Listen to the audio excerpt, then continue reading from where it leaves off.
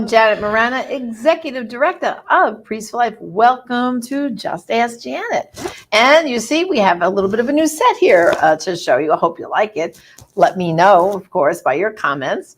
And of course, in so many parts of the country, first of all, I'm coming to you from Florida, and I feel truly, truly blessed. Right now, it's about 75 degrees here and beautiful sunshine. But so many of, first of all, my family who live up in New York and people I know who live in Texas have been suffering so much for this cold weather. You have been in our thoughts and in our prayers. And I hope things warm up for you real, real soon. Well, if you're trying to stay warm, at our online store, prolifeproducts.org, we have a nice, that's what I'm wearing right now. This was designed by Brian Kemper of our youth outreach, Stand True. And on the back, I'm going to get up so you can see the back of this nice little hoodie, which has a nice hood. It says, social justice begins in the womb.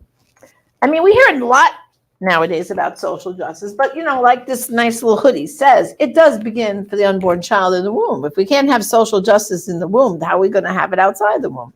So if you're kind of cold and want to warm up, this hoodie could be yours. Just go to our online store, prolifeproducts.org. It's available in small, medium, large, extra large, double X too. And I'm wearing one right now, and I think I'm going to keep it on because guess what? It's a little cold in the studio. So again, I hope you go to our online store. We have great products even for Lent. We have a Lenten prayer bundle. So if you're adding extra prayers to your prayer life this Lent, look at our Lenten prayer bundle. It's great. It has devotionals written by Father Pavone. It has Way of the Cross for Families, which Father Frank Pavone and our team did with the Vatican, the Council for Family. We've got a lot of great specials up there. So again, go to prolifeproducts.org and warm yourself up with our nice hoodie. Well, welcome today on the program is our National Director, Father Frank Pavone. Father, welcome to the program. Thanks. Good to be here. Great to have you. Well, Father, everyone, I think, has been very frustrated since this election to say, what can we do? Okay. And as you know, Father, with every election, you just don't get a president and vice president, but he brings in a whole cabinet, all kinds of officials that get then approved by the Senate, right?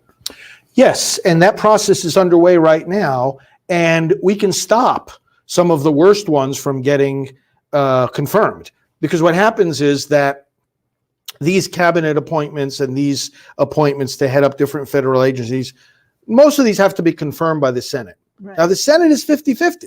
The Democrats don't have some kind of commanding, powerful lead. No, it's 50-50. It's a high score. So, you get just a couple of senators above 50 to see it your way, and you can block. In fact, they even need 60 to move forward with the confirmation of these people. So here's the thing.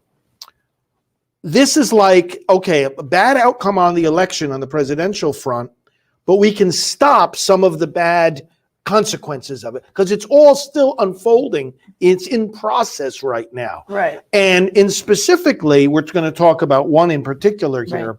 The Department of Health and Human Services, the HHS, is very important for pro-life policy. Well, and very important because, for example, under President Trump, well, first let's go back to Obama. Under Obama, he had the HHS mandate. That's where it came from. That's where it came from, the Department of Health and Human Services. Right. He told them, under Obamacare, everyone must provide abortion and contraception in their health care. And as you know, Priests for Life, along with lots of other groups, we went to court saying, oh, no, we can't violate our conscience, right? Mm-hmm. And we were in some battle.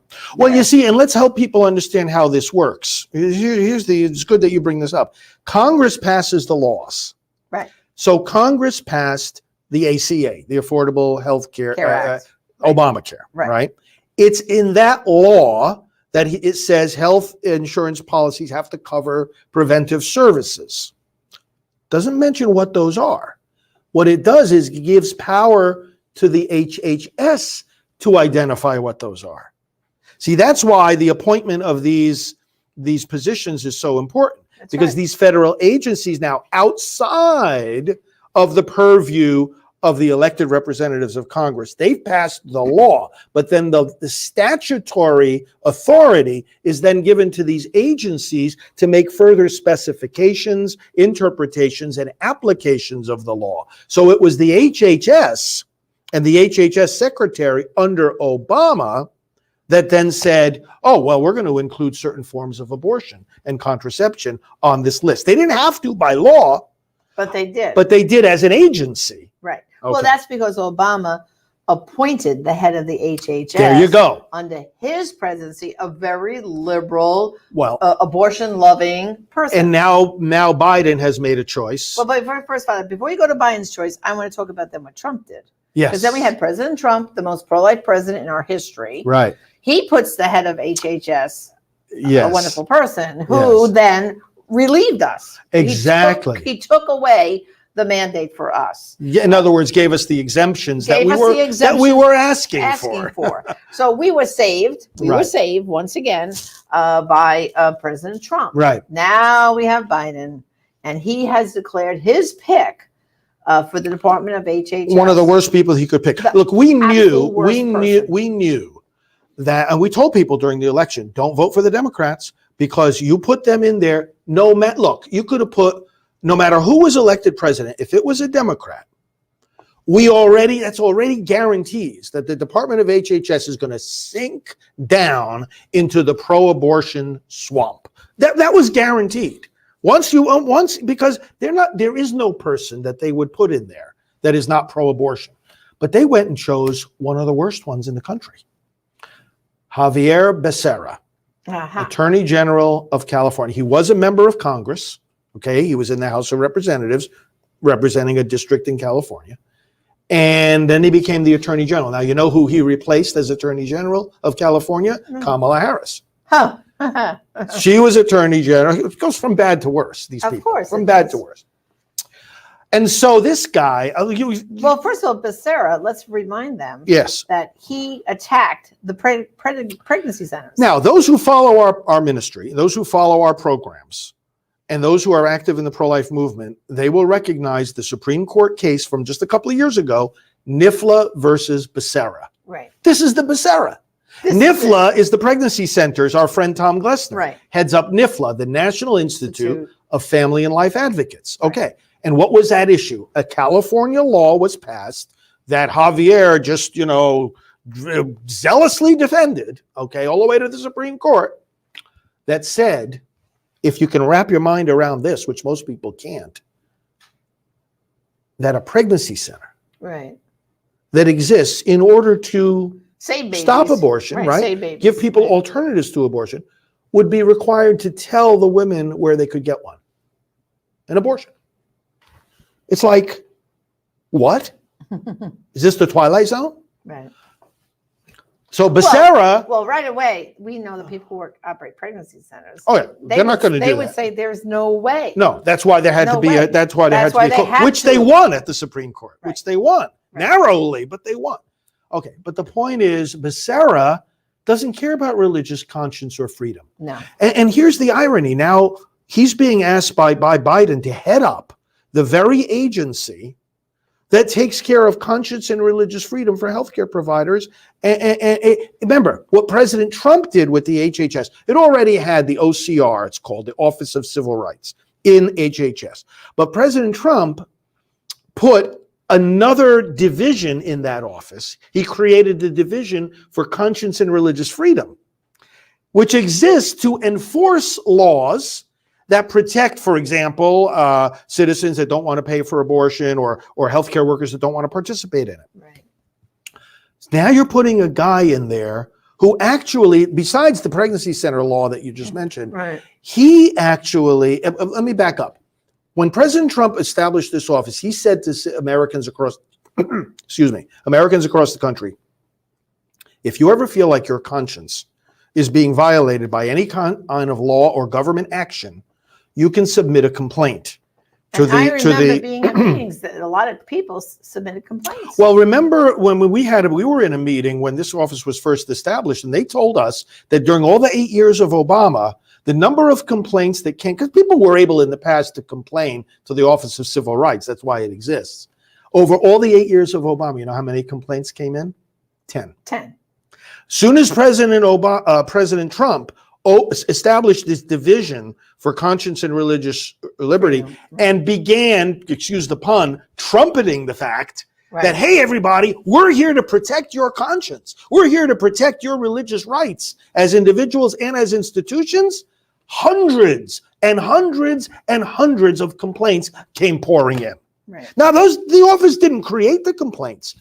The citizens were out there suffering already. Right. We talk with them all the time, nurses, doctors, medical students. But now they felt they had a voice that would listen. Exactly. Someone was going to listen to them and protect their conscience And they rights. did. And this office got into high gear. We knew all the people who ran this thing. We know all these people. And they got into high gear enforcing already existing laws. Now, one of those laws that already exists is the Weldon Amendment that says that you cannot have a state tell a health insurance company that they have to cover abortion. In other words, the health insurance company and the people that they sell their plans to have to feel free to have a plan that does not involve abortion. Okay, clear enough, right? Right. California went ahead and threw that well, they can't throw the law out the window, but they disobeyed it. California, when some religious groups, Catholic groups actually, said, okay, we're going to take advantage of this law and we are not going to have abortion in our... Now, this is not what we faced. This is elective abortion across the board. We're not going to have a elective abortion in our health plan. Planned Parenthood and other abortion groups put pressure on California to say, no, don't let them get away with that. Don't let them get away with health insurance plans that don't cover abortion. So California caved into the pressure and they said, well, we're not going to follow the Weldon Amendment. And who was the ringleader? Becerra. Right. Now, here's the irony. Under President Trump, this very office under HHS enforced the Weldon Amendment against the state of California. They told him, hey, California, you're breaking the law. So basically they're telling Becerra, because he's the state's top law enforcer, right, as the attorney general. They're telling Becerra, hey, you're breaking the law.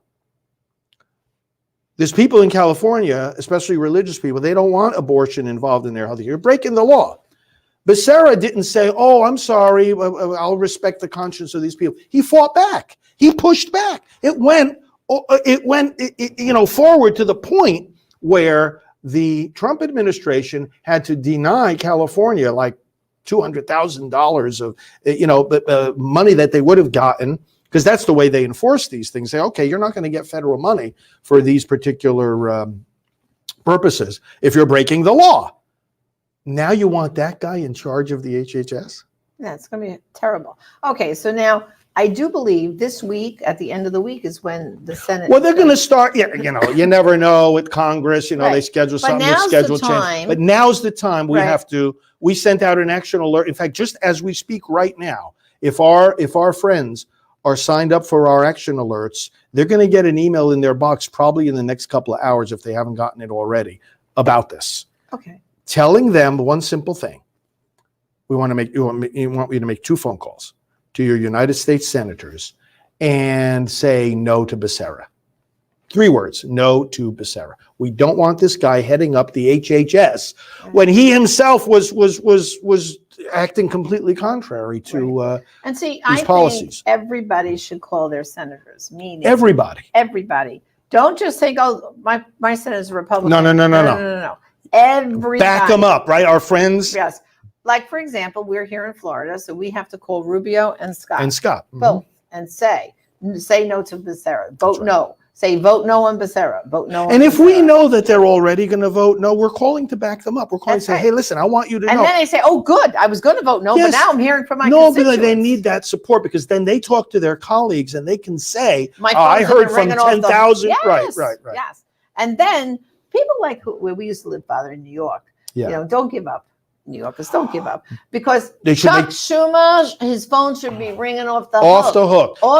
His people in the various branch offices ought to be going to him in the staff meetings and saying, Senator, I don't know what happened, but everybody's talking about Becerra, Well, guess what? They got to feel the heat. This is what I would say if I was still living in New York and voting in New York. I would say, if you don't say vote no on Becerra, I won't vote for you, because he's No, up they for got to re-election. say that. They got to He's up say for that. re-election That's in right. 2022. That's right. So you have to say either vote no on Becerra or we'll vote no on you. That's right. Simple as that. Simple as that. No, this guy is a disaster. This He's Becerra. You know, there's other things. Look, absolutely terrible. even Biden, when he was a senator, did you know he voted for the partial birth abortion ban? Yeah. He voted for it. Becerra, he voted against it in the Right. House. Of course, Becerra was in the House. Biden was in the Senate. But the same bill came before them both.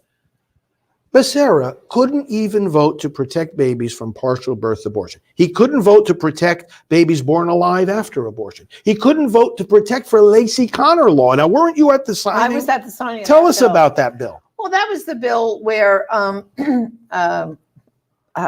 Lacey was murdered by her husband, and her unborn child obviously was killed. Was killed also, right. Was killed also, and they were saying that he should be charged with a double murder. Right.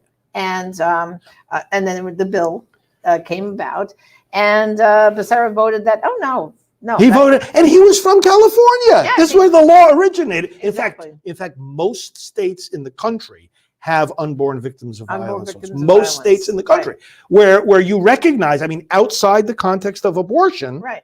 If an unborn baby is injured or killed, that's the second victim. You're a That's pregnant right. woman. You got two victims there, not one. So the point is, Becerra, he's blinded by the abortion ideology. Mm-mm. He's an activist. He's an apostle. He's a fanatic about abortion. And so, it gets worse.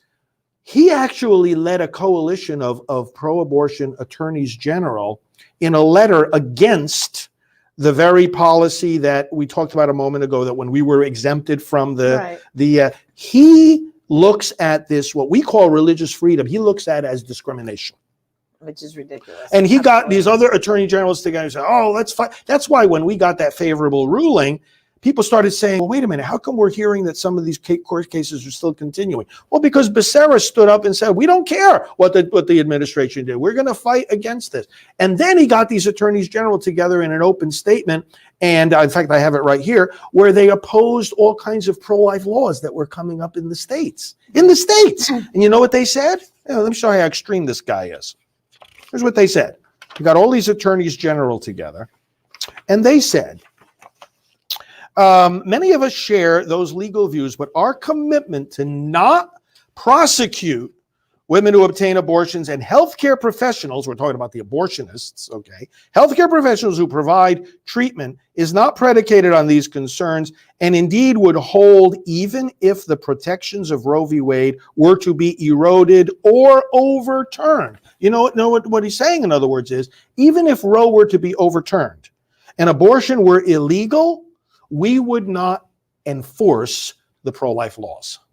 That's how bad this guy is. He's terrible. So let's get back to Father, what they need to do. First of all, if they are currently not getting our action alerts, because these will be happening a lot with this administration we have, what do they have to do to sign up to get our action alerts? StopAbortionNow.org. StopAbortionNow.org. They can sign up, and then they will start to get emails whenever there's an alert, like the one we're sending out today. Right. Says, listen, it summarizes this in one paragraph. Becerra is very pro-abortion. He should not be heading up HHS. Vote no. And it's just to the senators. Right, just the senators. Okay, now someone's sitting there saying, okay, Father Frank, I'll call my senator. Yeah. But how do I get the phone number for his office? The action alert gives you the phone number. It's the Capitol switchboard, and they'll give you the action alert tells you the phone. First of all, it's a mechanism you have to go through. If you call the Capitol switchboard, how do you get your particular senator? You just tell them what state you're from. You say, I want to talk to my. And they switch you over. They switch you over to the senator's office. Now, you can also call them, though, in their local district office. That's another option, of course. And how do they get that number? Well, that they just look it up locally. Just Google it locally, offices of Senator so-and-so, and they'll be. Well, Father, I mean, not for nothing, but I remember one time talking to Congressman Chris Smith, and he said that, and this won't cause him a long distance call, because in Washington, call your local office of your senator or congressman, because they really know that's a voter from my district. You understand? So they pay more attention to that. It's not just a bunch of people calling somebody. Well, yeah. I mean, if there's multiple offices, which there are, you Right. calling the local office. Local offices are used to getting calls about something that's happening in the community, or Right. the potholes on the But now road they aren't suddenly start fixed. getting calls But that now say, vote no about on national Becerra. issues, wow, these people are very paying attention. Paying attention. Is the message they get. Right. Yeah. And again, like we said, all Republicans should be called, and all Democrats, no matter how you think. No, they're every gonna one vote. of them. Yeah, Everyone. really push them Because, hard. Yeah, push them Because hard. I mean, we got a few Republicans who voted the wrong way and with the impeachment. You know what I mean? So there's no guarantee that your guy's going to vote the right way.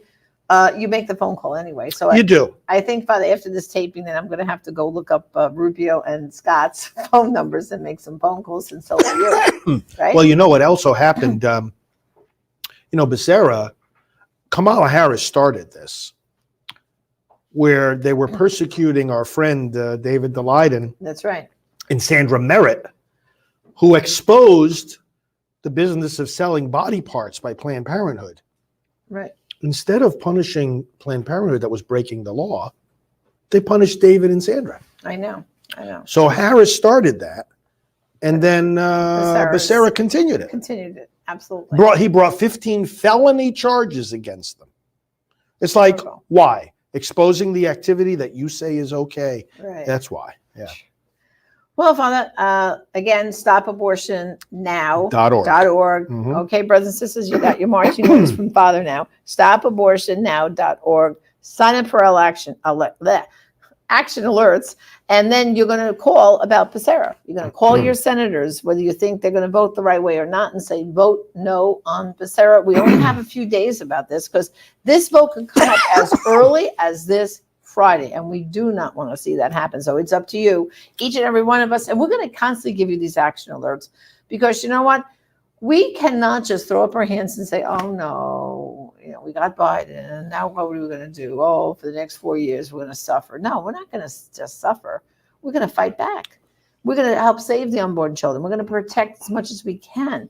And in 2 years, for the midterm elections, we're going to try to take back the House and to get more seats in the Senate. Remember what Father said, 50-50 is not a majority. I wanted to, in closing, remind you about my wonderful little hoodie here that's keeping me warm. Do you know in the studio sets, they keep it so cold here, but it's cold all over the country.